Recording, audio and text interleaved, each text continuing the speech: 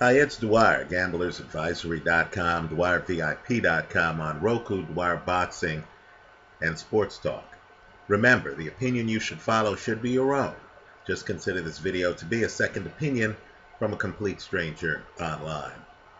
Let me just say, I deeply appreciate the person who emailed me a fight film involving Adrian Broner. Understand my life is kind of crazy where, I have an infant, a 3-month-old. I have a teenager. I have a person who's almost a teenager. you know, had a trial last month. Have a trial later this month. So I really appreciate folks who reach out to me and try to make my online job a little bit easier. Let me also say, too, I was following some great sites. They're here online. You should take a look at them, right? JimFeist.com. I view Jim Feist as one of the best gamblers I've come across, right? WagerTalk.com. That's a new outfit that's spectacular.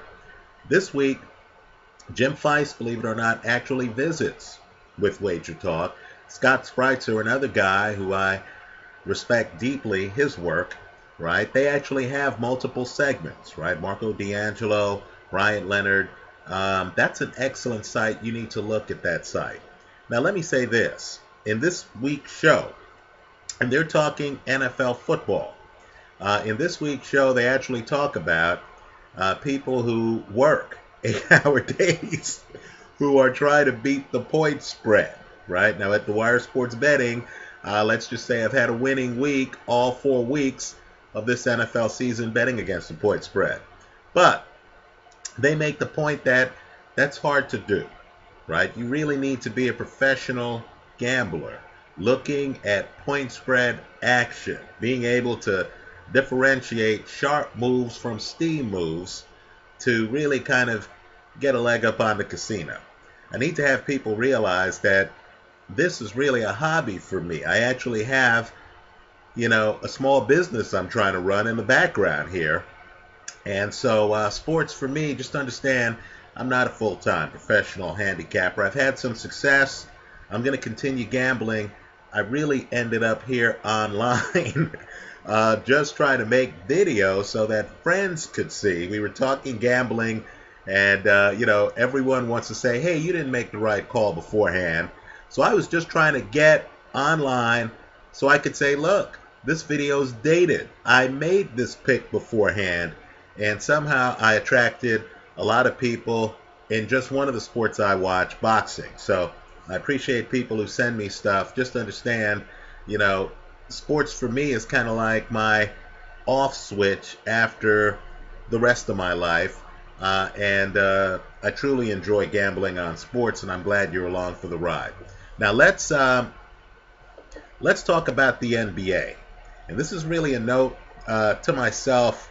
So if I get deluded in 8 weeks or 12 weeks, I can go to YouTube myself and see my thoughts on these teams back on October the 8th, 2015. Now, right now in the NBA, you have teams doing heavy PR pushes. Why? Because they want you to buy season tickets. They want you to watch them on TV, to circle their important games. They want you to get enthusiastic, because if you're not enthusiastic at the start of the season, you may never get to be enthusiastic if the team goes into the toilet relatively early on. But in my opinion, these are two plays attracting some attention that you need to fade, right? And they are the two NBA teams from Southern California.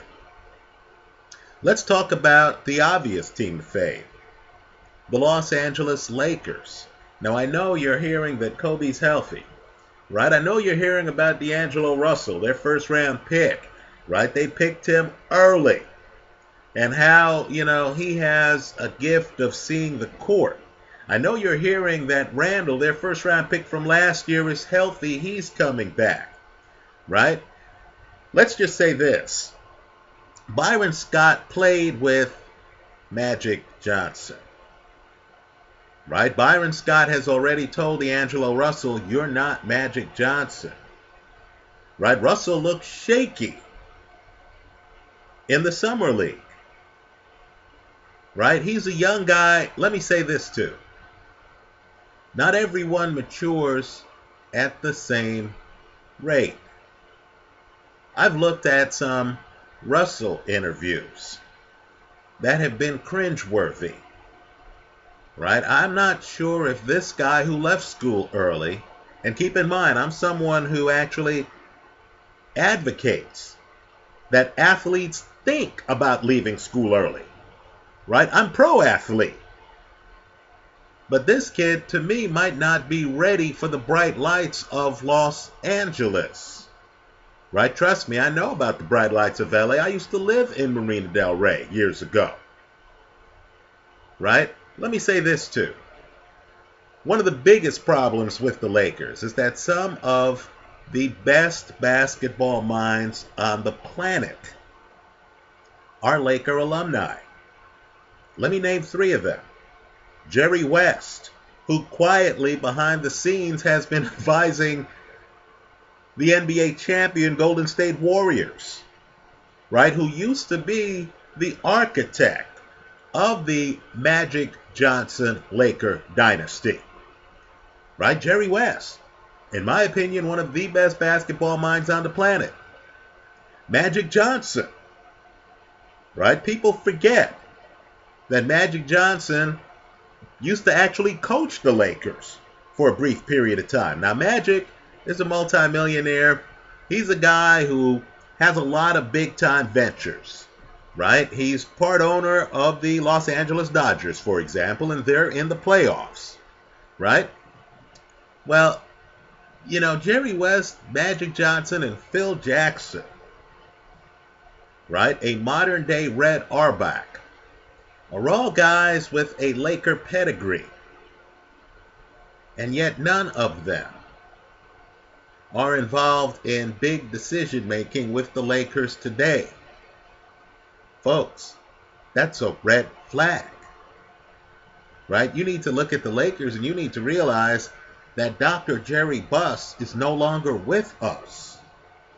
Right? That Laker team that you could close your eyes and know, you know, they were out making deals to get Kobe out of high school, right? To lure Shaquille O'Neal from Orlando, right? That Laker team that, you know, had so many big parts. I don't believe they exist any longer. So now we have a PR campaign where, you know, we're hearing Kobe's back. You know, if Kobe, who is a first ballot Hall of Famer, who is one of the best players I have ever seen, right? Prime Kobe, quite frankly, shut down defender. Better defender than LeBron on his best day, right? Dominant scorer. You know, once scored over 80 in a game, right? Dominant scorer. If Kobe today were a boxer, he'd be Roy Jones Jr., wouldn't he? Right? A guy who you remember is great. You watch him today, you understand that if prime Roy Jones fought today Roy Jones, it wouldn't be close. Right? Today's Roy Jones probably doesn't make it to the 4th round against prime Roy Jones. Right? Today's Kobe, you're talking about a below average defender. Not one of the best defenders in the league. Right? Who Kobe used to be. Let's talk about Randall. Now, Kobe claims that Randall is Lamar Odom in Zach Randolph's body. Now, full disclosure, I'm from Queens, right? Lamar Odom obviously is one of the best players to come out of my neck of the woods. But let's just say I couldn't imagine, could not imagine Lamar Odom at Kentucky not passing the ball better than Randall did. Right? I mean, Lamar Odom is a different level of player. I know Lamar has had problems in his personal life and stuff like that. But Lamar Odom's just a different talent level than Randall. Right? Randall's a guy in the low post who's much more predictable than Lamar Odom. Right? Lamar Odom could see the court. Right? Lamar Odom had Magic Johnson type skills. Randall doesn't. Also, let's stop kidding ourselves. Does anyone here know whether Randall can average 10 boards a game in the NBA? I know Zach Randall can. I've seen Zach Randolph do it. So let's just say the idea that Randall is Lamar Odom, who he's not, in Zach Randolph's body, that's ridiculous. A better question is whether old man Zach Randolph today averages more boards per game than Randall does. That's the better question. Let me say this too. I've watched some great magicians, right? Penn and Teller. Personal faves because they're libertarians like me, right? David Copperfield. We've seen some great magicians. And it would take a really good sleight of hand, really advanced skills, to make a 7-foot man disappear, right? While you're actually looking at the stage. That would be phenomenal. Well, let me tell you, Roy Hibbert does that every 4th or 5th game. Right? I'd be looking at Indiana Pacer games and I would say, wow, is Roy Hibbert hurt? Then as I watched the game a little bit, I'd realize, no, he's not hurt. He's actually on the court. Right? He's just invisible. Right now, Roy Hibbert has come to the Lakers. Wow. When's the last time that you thought, hey, Roy Hibbert's going to save this team? Right? Roy's really a complementary piece. He's not the main course. Right? Understand, the Lakers inside are relying on Roy Hibbert and Randall, who's really a rookie. Right? So, to me, this adds up to less than 30 wins. You're in the deep water of the West. Look around. Golden State, they're wearing the crown right now.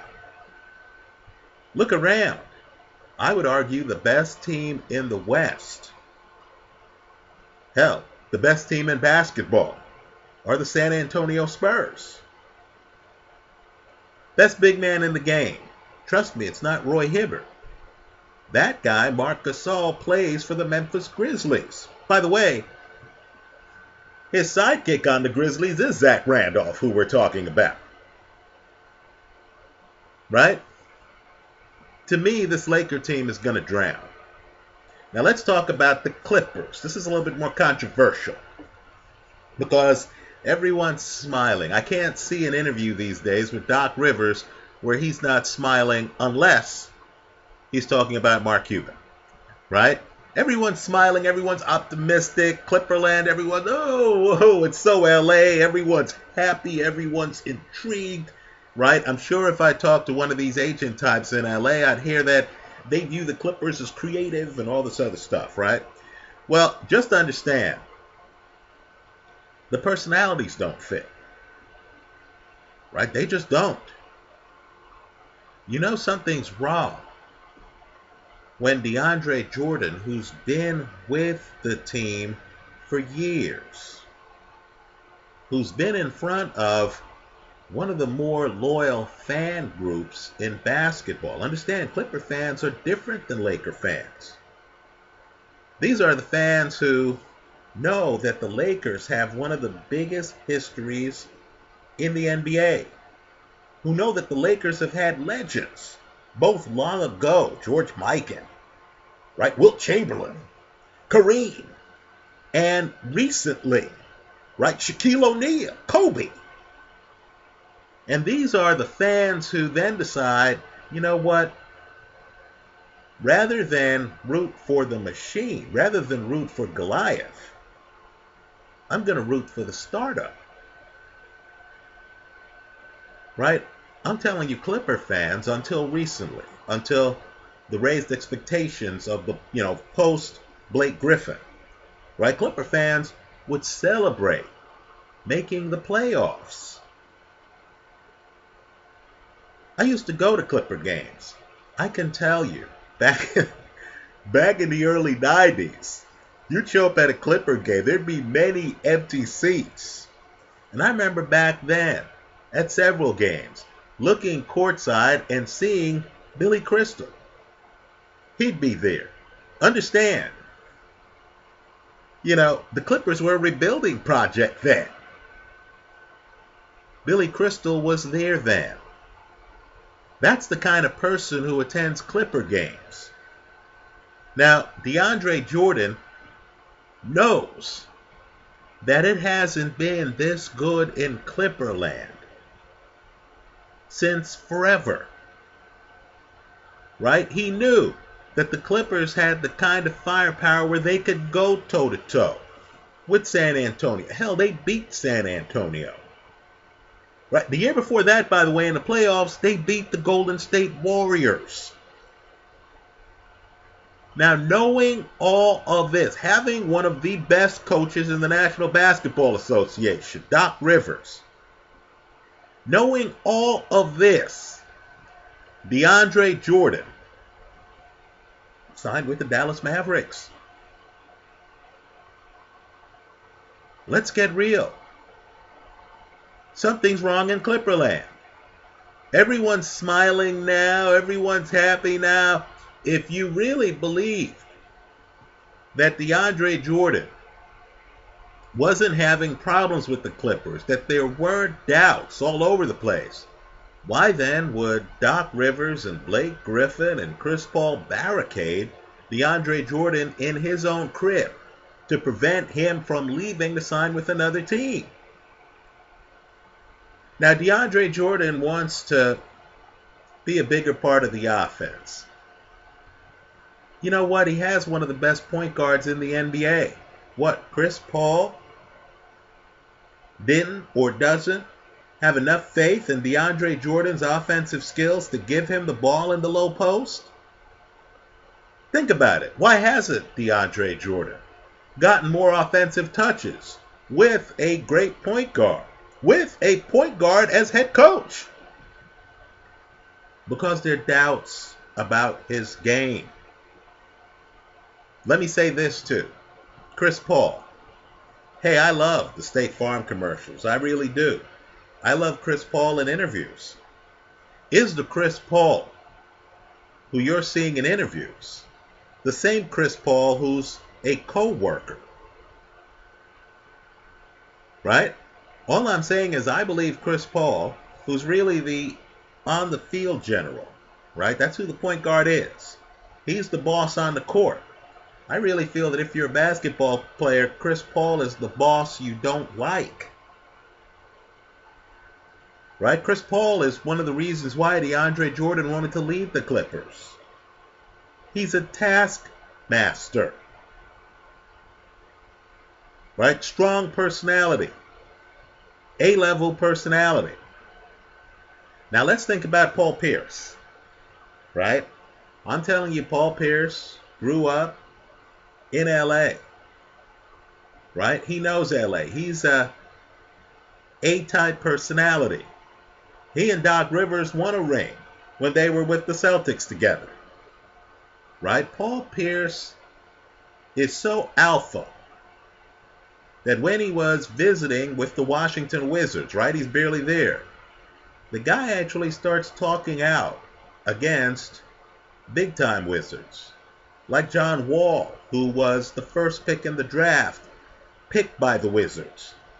Right? Paul Pierce is a guy who's willing to talk to the press, and what he says isn't always the party line. Now that can work with tough teams. Right? KG's not going to care what Paul Pierce has to say to the press, right? Tough personalities, it's like, oh, whatever, right? Who cares? Let's go play some ball. Let's beat this team.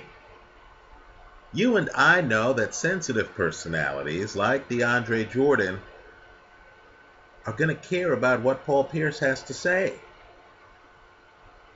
Right? Good luck keeping Paul Pierce away from a Los Angeles Times reporter asking insightful questions about the team.